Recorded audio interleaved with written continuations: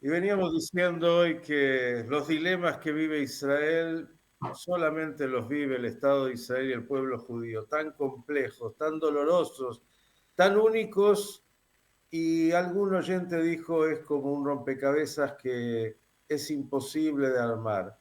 Horas en Israel nuevamente que son conocidas pero que cada vez retrotraen a estos dilemas donde se intenta, ya casi casi se anuncia, un acuerdo con el Hamas para traer de vuelta a algunos de los secuestrados, para liberar a terroristas a cambio, todo algo muy complejo en un panorama global que va más allá de esto tan difícil.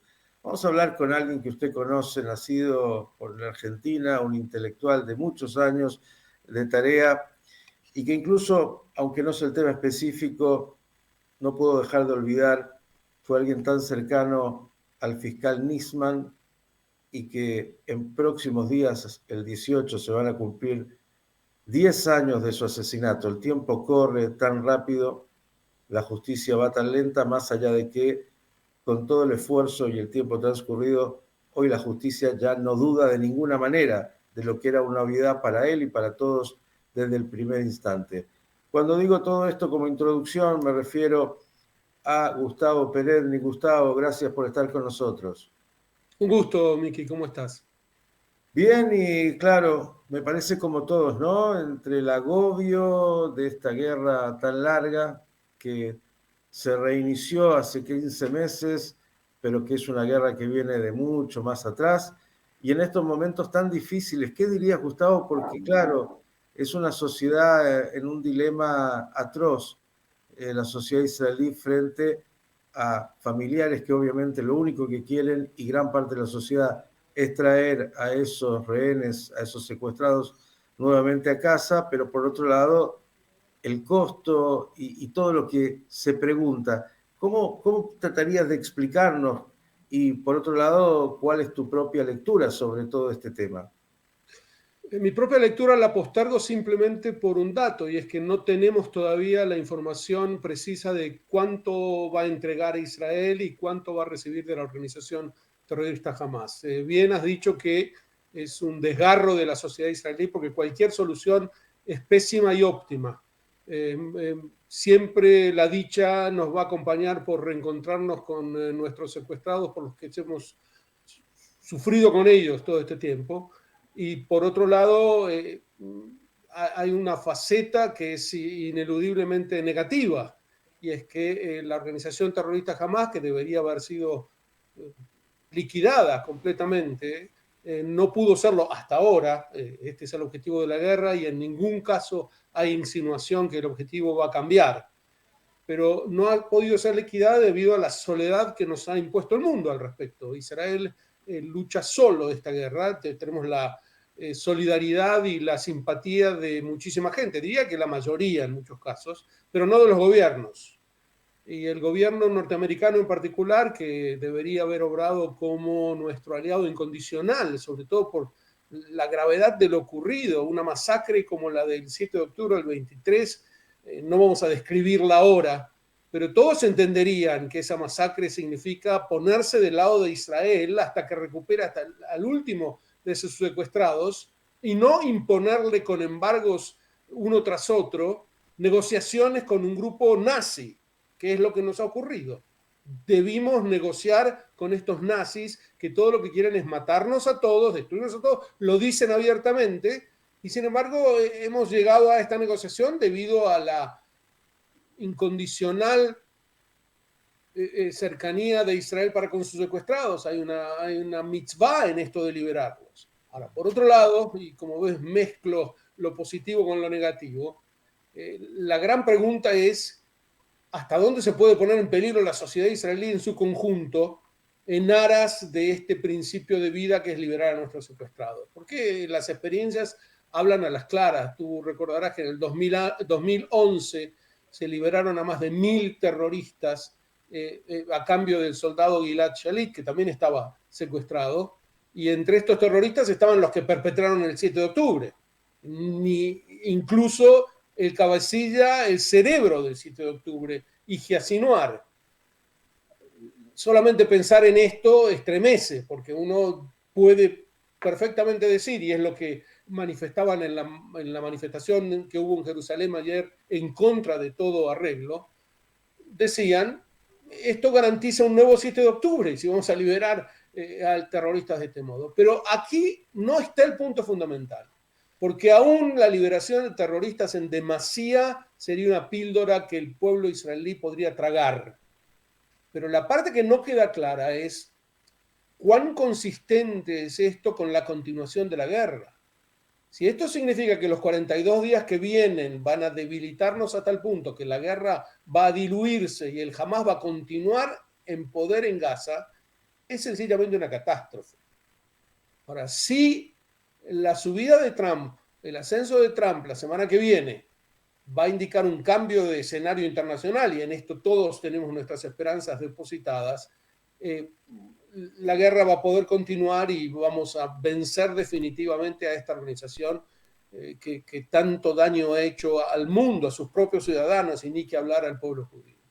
Parecería, Gustavo, que a pesar de lo que estás diciendo, este acuerdo se arriba mucho más por la presión de la administración de Trump que ya va a asumir que por lo que logró Biden en todo este tiempo sobre este tema puntual. Digo, La presión de Trump te referís a la presión sobre el Hamas, ¿verdad? Porque desde el día de ayer comenzaron a hablar también en la presión de Trump sobre Israel.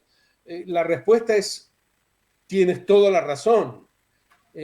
Un solo tweet de Trump sirvió más que todo lo que hizo Biden, porque concretamente Blinken, más que nada, Biden estaba un poco no activo en este tema, pero Blinken lo que hizo, y lo admite abiertamente en su reportaje de despedida en el New York Times, que es sencillamente escandaloso, porque él dice abiertamente, cada vez que le exigíamos a Israel, jamás se endurecía y pedía más cosas, exigía más. Entonces, lo que no le preguntan en el New York Times, porque ahí juega de local, es decir, entonces, ¿para qué presionaban a Israel?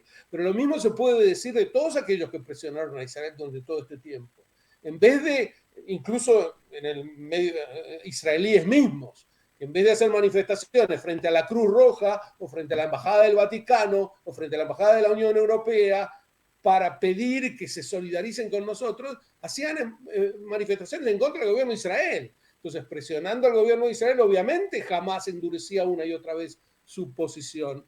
Y Trump, con un tuit solamente en el que dijo, le vamos a abrir las puertas del infierno si no entregan hasta el último de los secuestrados, cambió el escenario, ¿no? Si esto es auspicioso, me imagino que una vez que Trump esté en el poder, las cosas van a cambiar para bien. Y por eso es muy difícil tomar una posición en favor o en contra que no tenga en cuenta el claroscuro que hay en esto, sobre todo el oscuro, porque carecemos de toda la información. Si esta entrevista, Miki, la hubiéramos llevado a cabo mañana o pasado mañana, probablemente tuviéramos mucho más datos para justipreciar la situación.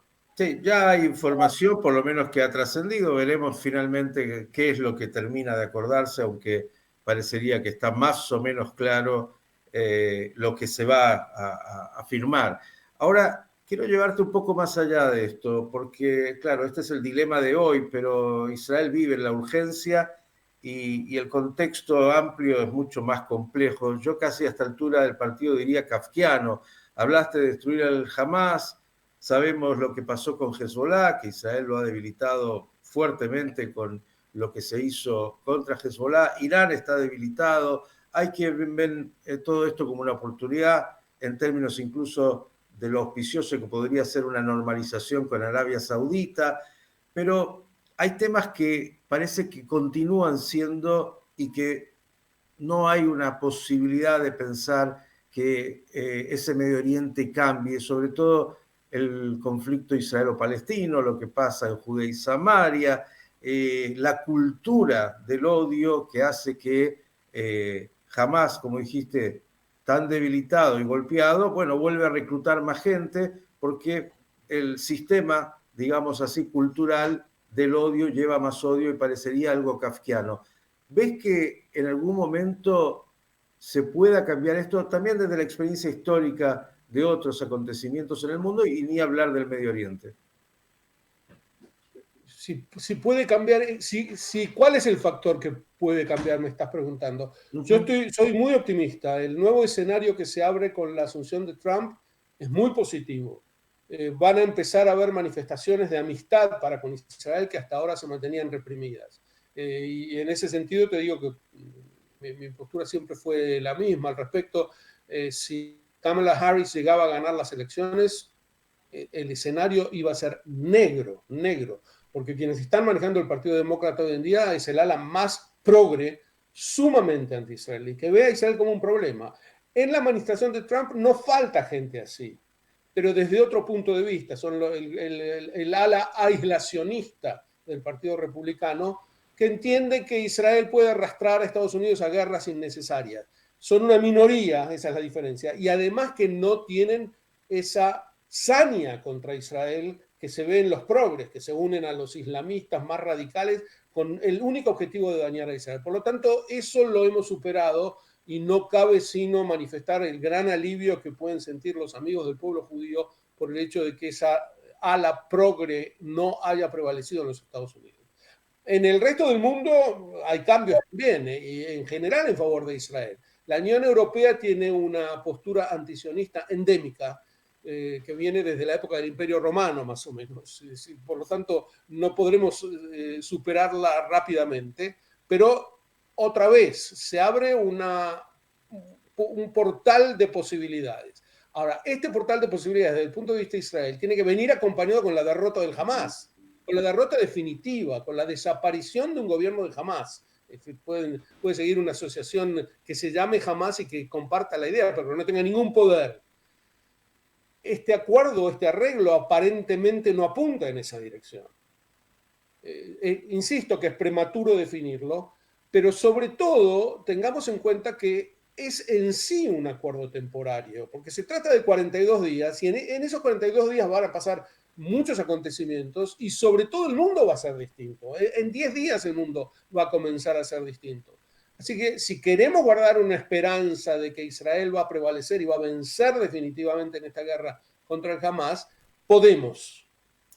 Nos vamos a tomar, Gustavo, de ese optimismo. Creo que es tan importante frente a un contexto que se ve tan complejo, porque otra vez, claro, está el Hamas, pero están todos los frentes, incluso las madrugadas despertando con los hutíes. ¿Quién diría que los hutíes iban a ser un factor? Digo, todos los frentes abiertos en una realidad israelí que requiere de una tranquilidad que no siempre es muy factible frente a la caída de soldados, frente a los secuestrados, dilemas